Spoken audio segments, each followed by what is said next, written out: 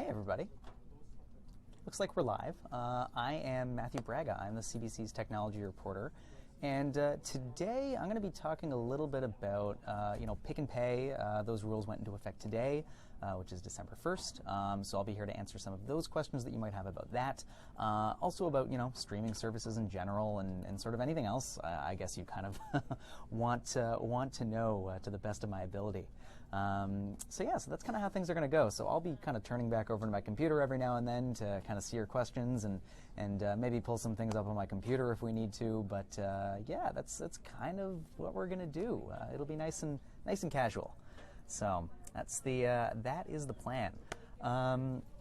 So for those who don't know, the CRTC last year, they had a bunch of hearings where they, heard from Canadians and they heard from cable providers and TV providers as well, more generally about, the state of, television in Canada, right? The sorts of choices that people have, the amount that they're paying for various channels and packages and things like that. And one of the main outcomes that came from that set of hearings was that people felt that they were paying too much for their television packages, and so as of March earlier this year, the CRTC basically asked providers to offer a choice, either to offer a la carte channel subscriptions to subscribers, and in addition to packages up to 10 channels for a small price, and that's on top of the so-called skinny basic $25 plans that were also introduced at that time. And so the rules that are going into effect today is that while before providers had to either offer a choice between a la carte channels and small packages, now they have to offer a choice of both. They have to offer both of them, not one or the other, but both. So that's kind of where we're at now. So it's interesting, I guess, over the past day or two, I've been looking at, some of the websites that, a lot of the big TV providers have thrown up. I mean, you can go on Rogers' website right now, you can go on Bell, you can look at Videotron, TELUS, Shaw, and they all have sections up on their website where, they kind of outline, here are all the channels that you can kind of pick and choose, and here's what each of them cost. And so, that cost tends to differ depending on what provider you're looking at. For example, I was looking at Shaw earlier, and Shaw, for example, says that a lot of their channels start at $3, whereas you look at Bell and Rogers, and some of them start at $4, then go up to $7, and maybe even more. So that's kind of the lay of the land. So taking a look over here, we've got a question from Wayne Robertson, and Wayne would like to know: I have satellite TV and have just canceled some services, but can't seem to get the bill down. I have no rentals and wants to know what's wrong. So with that sort of thing, I mean, there's a few things, right, you want to take into account. With a lot of providers, there's there's the cost of sort of the basic subscription, but then, in addition, there's also the fee for, cable box rental or purchase, right? So you kind of have to take that into account when looking at your bill. It also depends on sort of what packages and things you have, right? So, maybe you're not, using a lot of sort of, movie rentals or things like that, but, it's possible that subscribing to sort of more premium services, like HBO perhaps, or looking at sort of sports, right? Sometimes adding on sports packages can cost a lot of money, or other movie packages and things like that. And so, taking a look at sort of, what you're getting in your base package, what you're getting in your add-ons, and then kind of sitting down and doing that sort of calculation of like, what am I actually watching? What am I getting from each of these packages? And trying to figure out, is there anything I can cut out? Is there anything that I can cut out and then, just add on, maybe perhaps a single channel using the new a la carte model? That's something that you could probably look into, right? I mean, it could be the case right now where maybe you're paying $15 for, a channel package and you're only watching like one of those channels. And maybe you can, just add one of those channels for $4 as opposed to paying $15 for, a larger package, right? That's kind of the idea behind adding, this a la carte option, or this pick and pay option that's out now. So another question here from Holly Dillon. So Holly would like to know, if I go to Shaw today, will they be offering these new cable packages, or is it all just lip service at this point? So, right now, if you go on the websites, it does look like that you can actually sort of order these packages, that they are available now, that, this is the first day that the CRTC mandated that they had to be available. So, you should be able to walk into a Shaw store, call them up, go on the website, and start putting together packages. And I was doing a little bit of that earlier, right, where, you can go on the TELUS website and you can start to kind of put together packages that TELUS has. You can do that on Bell as well. Like I'm on the Bell website right now, and, it shows, you can kind of start to put together, this, they have this build your own package right here where it shows the kind of starter pack that starts at $25. And then over here, there's an a la carte, and, I'm able to kind of pull it up and sort of see all the channels that we've got here. So, looking, there's a whole bunch of stuff. CBC News Network, you can add on for $7 if you want. Tons of other stuff. I mean, you got Cartoon Network for $4 on Bell. You've got CNBC, CNN, CP24, and, those are just sort of news channels.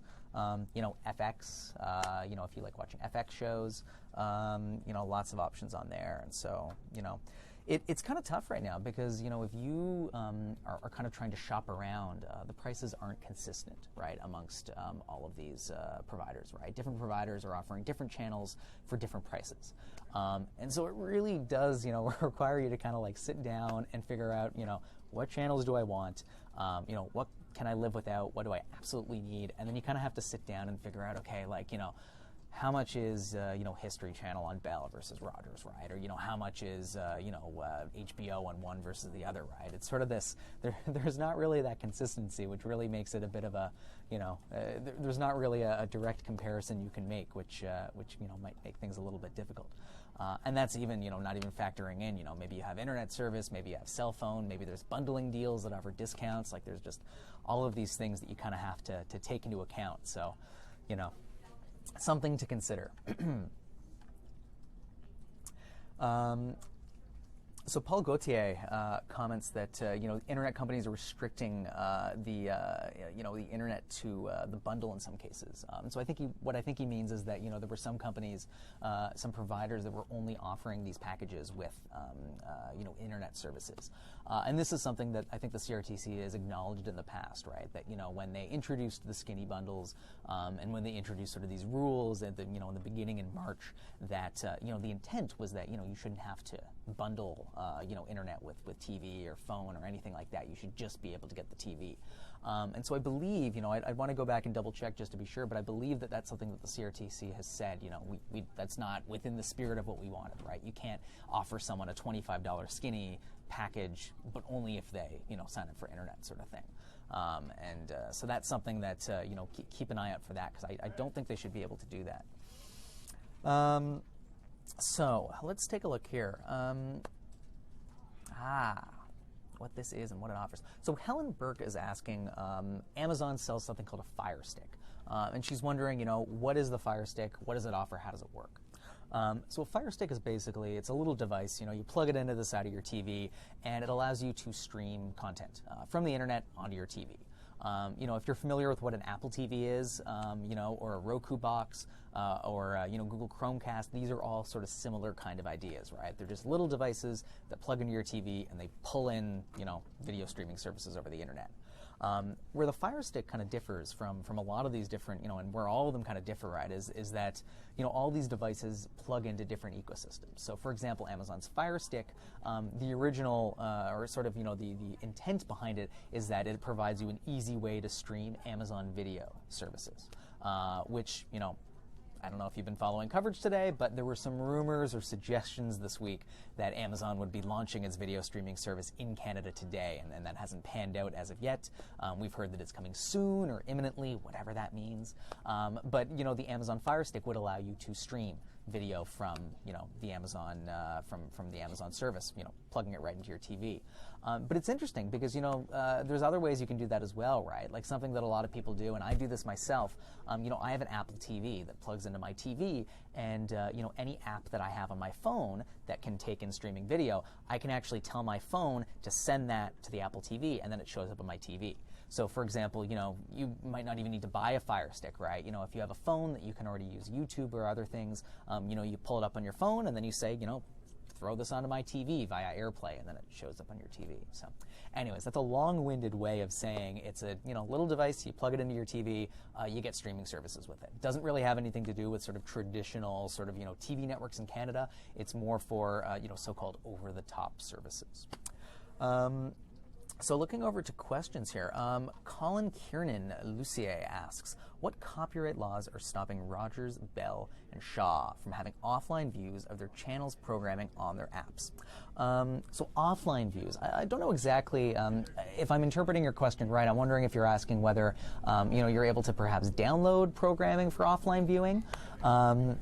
And if that is indeed what you're asking, to be honest, I'm not totally sure. I know that oftentimes when companies negotiate rights, for example, with rights holders. So, if I am if I'm a provider and I want to, license HBO content, right? Usually there's something in the agreement that dictates what you can do with that content, right? Can you put it out on your TV channels? Can you stream it? How long can you stream it for? How long can it be available for? What devices? What platforms? Can you allow it for, offline viewing? All of those things are kind of wrapped up into these agreements, right? And so it's not so much copyright law as I think it's sort of the individual agreements that are, signed up with a lot of these sort of content makers and providers, right? A good example of this is, just this week, Netflix announced an update to their app, right? So, on a mobile device now, you're able to download certain shows for offline viewing. And I was trying this last night. It's only available on sort of select shows where, again, the rights holders have allowed Netflix to offer that show available for offline viewing. So, if you open up the updated Netflix app on your phone, for example, the first thing that it showed me when I opened the app last night was the little thing that said, here's an example, or here's a selection of shows that, you can download for offline viewing. And so I was trying it out, downloaded an episode of Star Trek Voyager and tried watching it on the subway home. And it, totally worked. It was great. It was fine. Although I will note that it had a little thing below this, there's the list of all the shows you've downloaded, and it said expires in 48 hours. And so I don't know if that's standard across all of Netflix's downloadable content or just certain ones, but something to keep in mind, right? This isn't something that you can download and then watch offline indefinitely. I think it's more geared towards people who want to, maybe queue something up for an airplane ride or, their commute, and they just don't want to use their data for whatever reason. So going back over to questions here, we've got one from Jennifer Alvarez asks, is Roku available in Canada? Yeah, absolutely. You can get Roku boxes from pretty much any retailer, I think, that sells electronics. I've seen them at Best Buy. You can definitely order them from the Amazon website online. Yeah, it's definitely something you can get. And again, works the same sort of way as sort of, a Fire Stick or an Apple TV, which we were talking about earlier. It's, all the same kind of things. The one recommendation I would give is, if you're trying to consider, well, which one is best for me, I would take a look at sort of, what do you want to do with the thing, right? I mean, if you, are really kind of plugged into the Apple ecosystem and you buy a lot of movies or rent a lot of movies or music and things on iTunes, your phone or what have you, maybe an Apple TV is great for you. Or, I know some people buy Roku boxes because, they have, acquired videos from wherever, maybe they've ripped some DVDs or, a friend gives them a bunch of files or something like that, and you want to put like an SD card into your Roku box or something like that. I know the Roku supports a lot of different file formats, so you can throw up home movies or things like that. And then the Fire Stick, another example, right? Fire Stick, Chromecast, these are just like really, really lightweight devices that basically pull down things from the internet. So yeah, Roku box available in Canada. Roku also makes a stick as well, which you can also get. So they have a whole range of products, and you can go take a look at those online. So another question. This is from James Robert Rubeck. And James is asking, what will stop Canadians from abandoning pay TV altogether by cutting the cord and moving on permanently? So to be honest, I mean, I don't know if anything can really stop that at this point. I mean, I think, if you look at the trends and the way that, viewing habits have changed, right? People want to watch specific shows, right? People don't necessarily sort of tune in for like, the NBC Thursday night comedy lineup every week sort of thing, right? They want to watch their Game of Thrones, but maybe they don't care about all the other stuff that's on HBO, or, maybe they want to watch Big Bang Theory on CBS, but they don't care about anything else, right? And so what you're kind of seeing is, this move now towards offering, maybe specific channels or specific programming from specific channels in this kind of like a la carte or, more sort of on-demand option, right? So HBO does this in the US. They have HBO Now.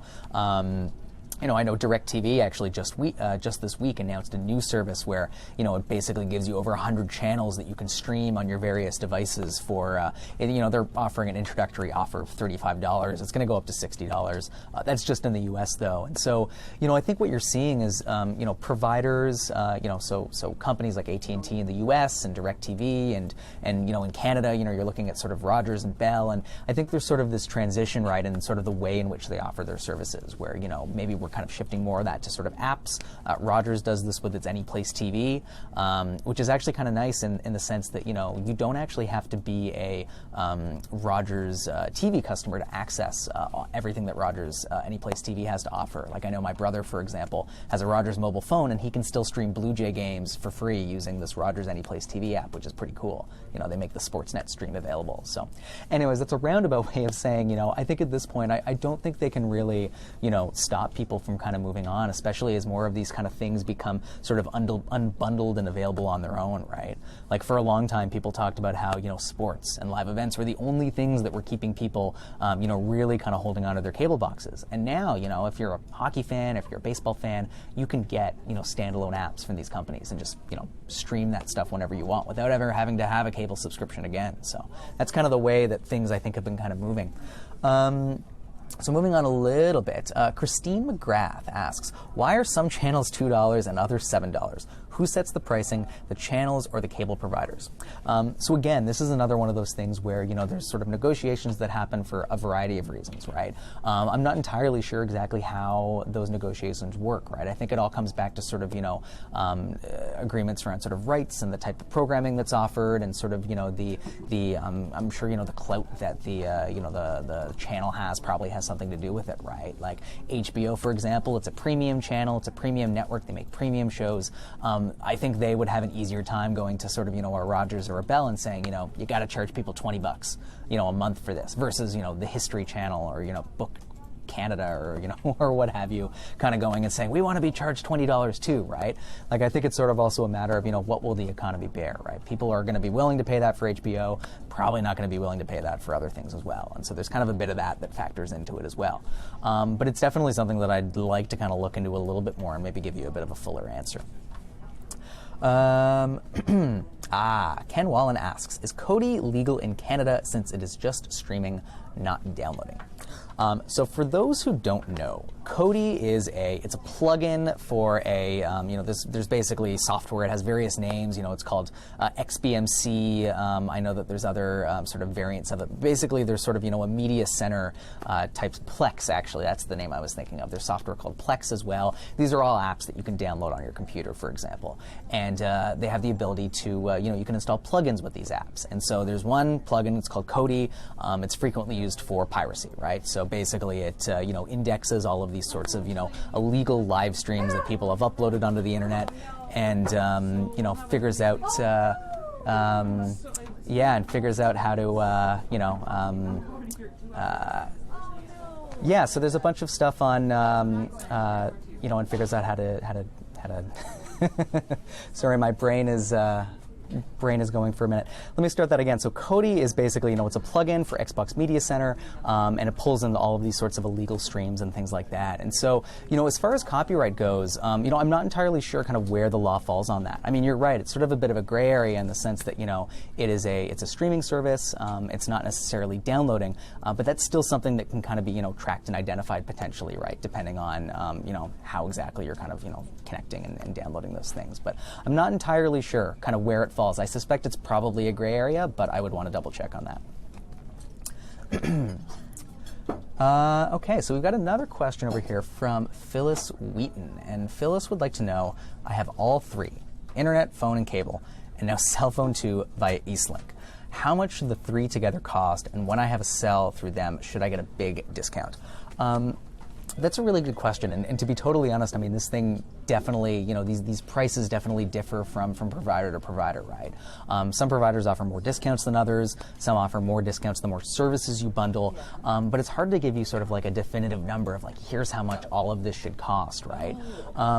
Definitely I would say, something that you could do that might be useful is, if you feel like you're paying too much, a strategy I've used in the past is, I've called up my cell phone provider, for example, and I've said, I I feel like I'm paying too much. Like, what do you think about this? And, and then they'll maybe look into it, and then sometimes, in the past they would say, oh yeah, we can actually lower your price or something like that. Or, sometimes I would look at other providers and see sort of, what would they charge me if I had the same thing? In your case, internet, cable, cell phone, all three, right? What would, I guess, if you're on Eastlink, I assume Bell is also available in your area. What would Bell charge for the same thing? And so in that kind of way, you can kind of comparison shop a little bit, and maybe if Bell is cheaper, then you can go to Eastlink and say, hey, Bell's offering me this. I'm willing to leave to go to Bell. Can you kind of lower the price for everything?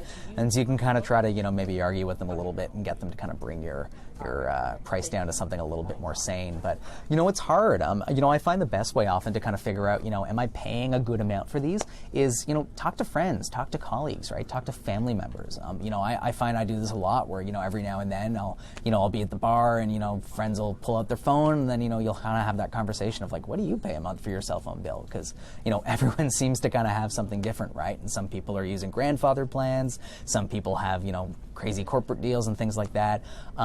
Yeah, talk to people, see what other people have, and then you can kind of get a lay of the land, right? Of, am I paying too much, too little? Who knows? Well, if you're paying too little, you probably won't complain. But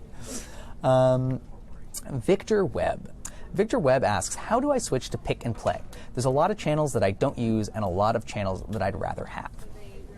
So I'd say the best way is, call up your TV provider, right? Or go on the website if you have sort of, access to their, self-serve kind of thing, and you can see, what plan you're on now, and, you can maybe kind of compare, the plan you're on now, and, try to maybe kind of build out, what would it look like if you went to sort of a lower price plan? Because, with pick and play, or pick and pay rather, the idea is that, I think whatever kind of tier or plan you have, whether you have skinny basic or whether you have some of the more expensive kind of packages that companies offer, you should still be able to kind of put, add-on channels onto any of those, right? So, perhaps right now, maybe you have a package and then you have some, some other sort of packs on top of that, you can kind of see if you remove those packs and just kind of try to add on those specific channels within those packs to your base package, what would the price be, right? So the short answer is that, yeah, I think you can definitely, take a look on the sort of self-service page on your provider's, website if you have access to it, or give them a call and kind of say, here are the channels that I want. Here are the only channels that I want to watch. How can I, perhaps lower the cost of my bill just to include those channels, right? But again, going back to something I was saying earlier, it's the sort of thing that might require you to kind of like, sit down and kind of compare, literally write out, here are all the things I have now, and then, try to start kind of building out a package and kind of see, is this going to be cheaper? Am I going to get the same sort of things for less? It really does take a little bit of research, and the onus is unfortunately on, well, maybe not unfortunately, but the onus is on the viewer to kind of figure out, what makes sense? What is the best deal that I can kind of get? So over to questions. We've got another one from Jesse McAllister, and Jesse asks, why is it that YouTube Red is taking so long to come to Canada? To be honest, I think that's probably another question that falls under the sort of, umbrella of, rights-related stuff, right? Any provider that kind of has to come into Canada and offer stuff, premium sort of services like YouTube Red, has to, they have all sorts of rights and things to negotiate with rights holders, right? And so I think that's, that's probably the biggest hurdle, biggest stumbling block, right? Is kind of trying to get those rights negotiated. The other thing as well, right, it could very well be the case that, with a lot of new products, right, these products get tested out in the U.S. or other kind of markets before kind of being expanded out to, sort of a larger, wider, global user base. I mean, we can see that right now, right, with Amazon Prime Video, right? They've been available in the U.S. for years and years and years.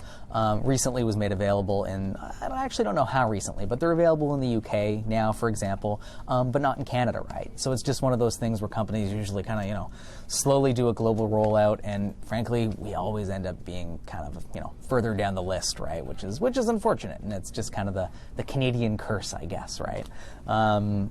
But yeah, to be honest, I'm not sure, and that's something that I could certainly look into. I mean, why is it that YouTube Red has not come to Canada? It's been around for quite some time now.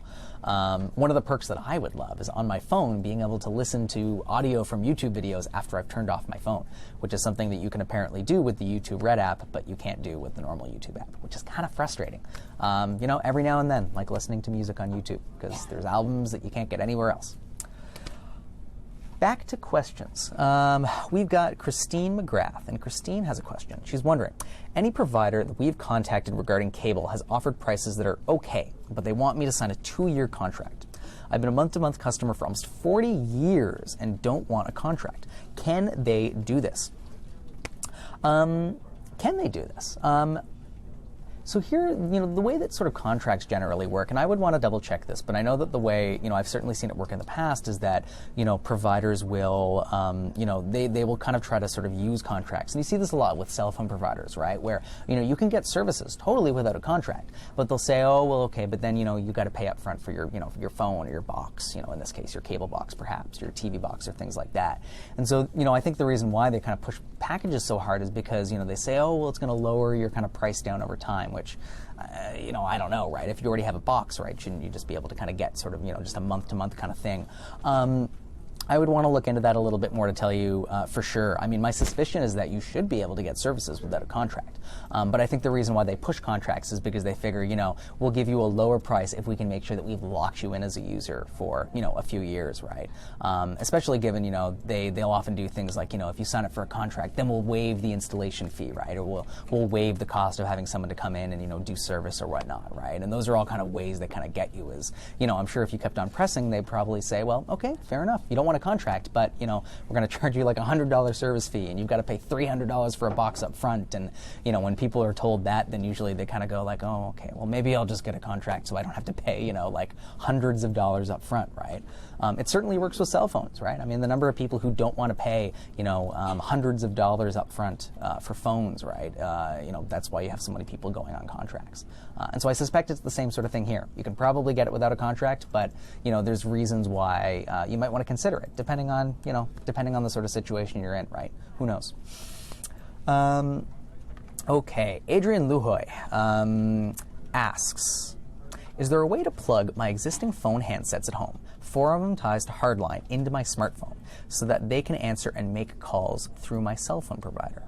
Interesting. Okay, so I think Adrian is wondering if there's a way for him to make calls using his existing landline phones through his cell phone provider. That is an interesting question.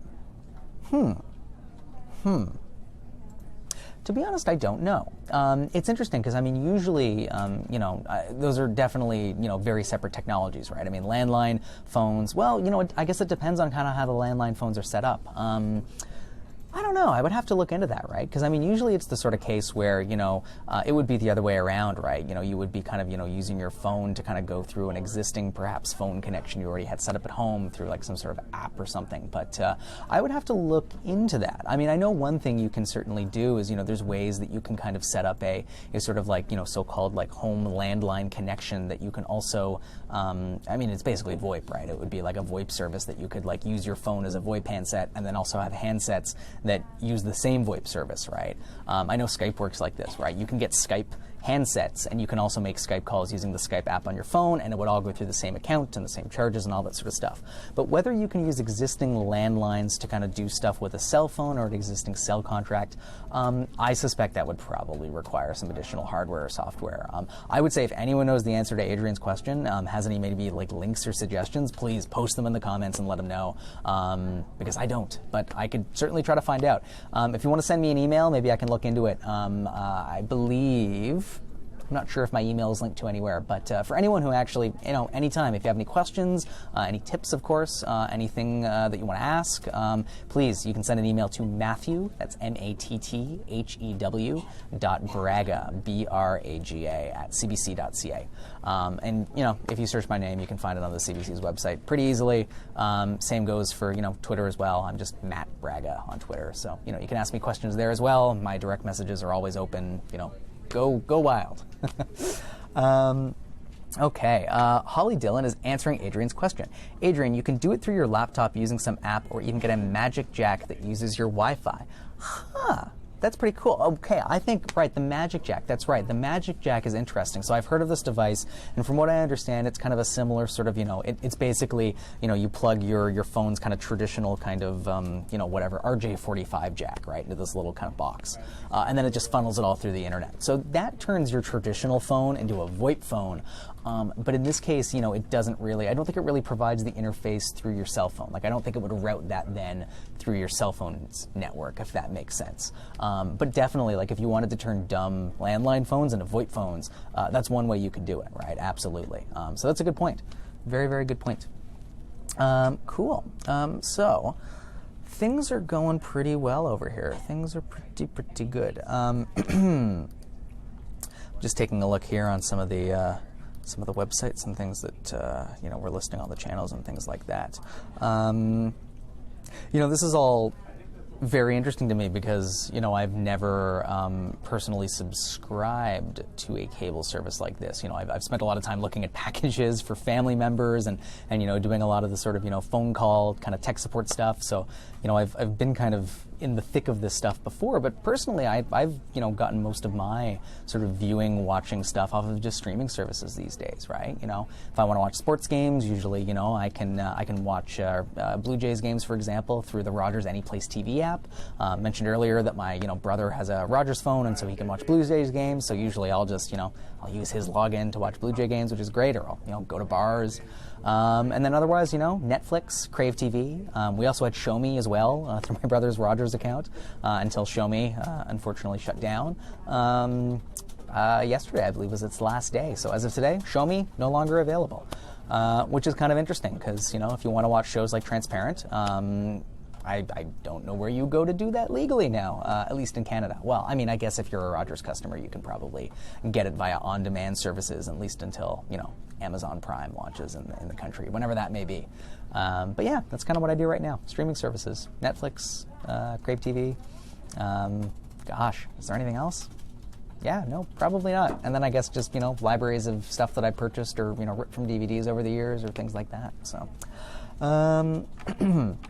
So Jesse McAllister has a question, and Jesse wants to know, would it solve a lot of the problems to change the copyright laws to make laws equal straight across in Canada and the United States, so a company would just need to license it once? This question comes up a lot when you're talking about sort of licensing rights. I mean, people often ask, like, you can get Netflix anywhere in the world, why isn't there just sort of like one, license that allows that to be streamed in all territories, right? Canada, the U.S., everywhere, right? And unfortunately, a lot of these things are tied to just sort of the legacy ways in which sort of, the broadcast and sort of TV industries work, right? Where, local regions have traditionally always had, you've always had to license your show for viewing in Canada, the U.S., the UK, Japan, Australia, wherever, right? Like it's basically, you negotiate with the local sort of network providers and TV providers and all that to offer these sorts of shows. And so, in a lot of cases, especially when you're talking about sports, right? Some of these broadcast deals are very, very lucrative. And so that's why you kind of get these sorts of, really kind of, not questionable, but like people always kind of wonder, like, why can't I just get, I can get the show on Netflix in the US, why can't I get it in Canada? But, it's available in France, but like, it's not available here. And it's just a function of the way that, the system has worked this way for many, many years. And, it's been hard to kind of break that. So going back over to questions, Linda Laro asks, when is this starting and does it cost over $25 to get extra channels? When is this starting? So this is starting as of today. This is the first day, according to the CRTC's rules that providers have to offer both pick and pay channels a la carte and also small packages of 10 channels or less. So again, you can go on your provider's website, you can go to their store, you can give them a call.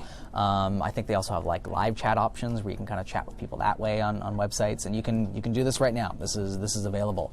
As to whether it will cost more than $25 to get extra channels, I guess that depends on it depends on how many channels you want to get, right? The $25 skinny package is sort of your base, and then once you kind of start adding channels and packages beyond that, then it kind of depends on what you want, right? I was looking earlier, and I'd mentioned this already, but Rogers, for example, $4 to $7 seems to be the kind of average for a lot of these channels. Shaw says theirs starts at $3. I know that there's also sort of these like starter packs, right? Where, for example, like Bell on the Bell 5 website says you can get individual channels for $4, starting at $4 and up. Or you can get a package of 10 channels for $20 a month. So then I guess that would be $25 for skinny basic, $20 for another 10 channels if you're choosing, and then, you know, rental equipment costs on top of that and things like that. You know, it sort of depends, which is kind of the unsatisfying answer, but it really does. Which I guess is kind of the nice thing about this, right? I mean, for all of, I think, the sort of, you know, complaints about pricing and things like that, I think there are a certain segment of people out there who are going to look at this and say, yeah, I only want a basic package and maybe just like 2 or 3 channels, and the cost of that will be, you know, hopefully significantly less than what they're paying now. You know, the way I like to look at it is like, look, it just offers more choice, and hopefully it spurs on a little bit more competition and a little bit more, you know, sort of, you know, I mean, competition is really the word for it, right? Hopefully it kind of raises the bar for what providers have to offer. So, so let's see. So I think we've got 2 more questions here. So I think I'm going to answer these last 2 questions, and then we're going to wrap things up. So I got one question from Laura Ward. She's asking, why isn't CBC covering over-the-air TV? It's the real skinny basic. So what Laura, of course, is referring to is, you know, you getting an antenna, you sticking it in your window or on the side of your house, and you pulling in channels that way for free, right? It's, you know, beyond the cost of the antenna. It's totally free. As far as I know, I think this is something that the CBC has definitely covered in the past. Maybe not now in the context of sort of, you know, this ongoing skinny basic stuff, but it's definitely something that, you know, I think, if not the CBC, I'm sure the CBC has covered it, but like lots of other people as well, right? I've covered it in the past. It's the sort of thing where, you know, I think it's a really, really good value if you're interested in getting sort of local channels, some things from, you know, maybe across the U.S. if you kind of live near the border in some cases. But I think, you know, the thing to keep in mind, right, is that, you know, the things you can get over the air, you know, they're great, but I think they're limited, right? It really depends on kind of what you're looking for. And so, you know, if you want anything that kind of goes beyond sort of what's regionally available, anything that's considered specialty, then you're going to kind of need that sort of skinny basic package and something a little extra, right? If you're going to kind of do the pick and pay. So, you know, it's not to discount it. I think it's a great option. And actually, like, I've been talking with lots of people, even just around the office today, that have been saying, you know, I've had an antenna for years and I augment that with, you know, Netflix, right? And that's all they need. And I think that's, you know, that's a really, really good option for a lot of people. Okay, and so the last question I'm going to ask, it's from Sapna Malhotra, and they have asked, is Amazon Prime TV coming to Canada? And so we've talked about that a little bit already, and sort of just to kind of, you know, go over it again for those who have, you know, kind of just joining us. You know, there were rumors and suggestions that they were going to launch the service today. That doesn't seem to have panned out. What we've heard is that it's going to be launching soon. Imminently is something that someone else was saying. You know, it's the sort of thing, we don't have a firm date, but the expectation is that, yes, this is going to be launching globally. It's going to be launching soon, particularly in Canada. So we don't know exactly when yet, but that's something to definitely keep your eyes out for, you know, over the coming weeks, hopefully. We'll see kind of what shakes out, right? And just real quick, you know, for those who don't know, Amazon Video, Amazon Prime Video is what it used to be called, is basically, you know, it's just another streaming service, right? It's sort of like Amazon's version of Netflix, except, you know, of course, you get Amazon Originals. In the US, they have the HBO back catalog, which in Canada, Crave TV, Bell owns that back catalog. You can also rent and download and buy, you know, movies and TV from Amazon because they are a store. And you know, the interesting thing about Amazon, which I think a lot of people forget, is that, you know, for a long time, the only way to get Amazon Prime Video was with an Amazon Prime subscription. So I think for a lot of people, it was probably just like a value add, right? You know, you get Amazon Prime for the 2-day shipping, and then you realize, like, oh, it comes with a video service for free, which is kind of a neat perk. And so I imagine, you know, here, when that finally launches, you know, I don't know how many people are signed up for Amazon Prime in Canada, and that's something I'd want to check, but I can imagine, you know, when video finally launches in Canada, I mean, there's going to be a built-in user base already that can suddenly realize, like, oh, I can stream things, which is kind of neat. So yeah, curious to see what happens when that launches. Okay, so that is about it from me. We're going to shut things down. Thank you so much for your questions. These were really, really great. I'm, you know, hope that I was able to help at least some of you kind of navigate the, you know, these new waters that are kind of emerging today and have been over the last few months. If you have any more questions, if there's anything that I haven't answered that I can maybe look into for you, you know, please feel free to send me an email. Again, Matthew.Braga@CBC.ca. That's MATTHEW matthew.braga, B-R-A-G-A, at CBC.ca. Or you can find me on Twitter, Matt Braga. You can send me a DM. You can tweet at me. Always there. Always happy to answer your questions. And yeah, looking forward to do this again. If you have any ideas for future Facebook Lives or questions that you want answered, please send them our way, and we'll do our very best. But for now, again, Matthew Braga. I'm the CBC's technology reporter, and talk to you soon.